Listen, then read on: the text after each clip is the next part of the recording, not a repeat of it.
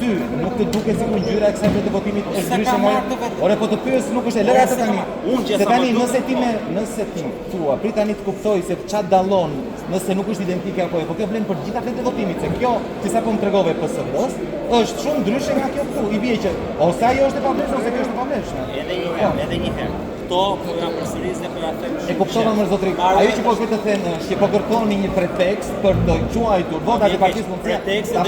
Preteksti do ishte nëse unë do kisha ndarë si tavolinë.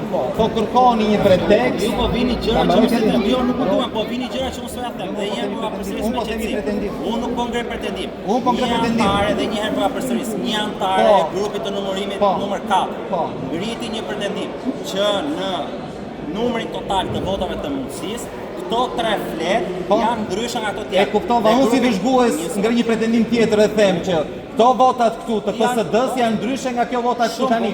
Dhe këto janë të pavlefshme. Atëherë do mblidhet. Okej, mblidhuni edhe për këto. Mblidhuni edhe për këto. Po se ne s'kemi përfaqësues këtu, ju nuk mund të bëni çfarë doni se ju keni përfaqësues dhe ne si Parti Mundësia nuk kemi përfaqësues këtu brenda.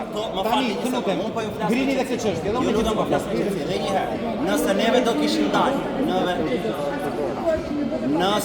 nëse neve do kishim dalë në vendim, të gjitha fjalët që ju thoni janë të drejta. Këto tash ne i kemi kontestuar. Unë të ngrej një pretendim. Po tash ju shpjegoj.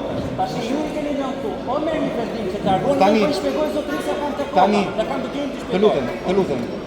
Si vëzhgues kërkojmë që të vlerësohet edhe diferenca midis këtyre votave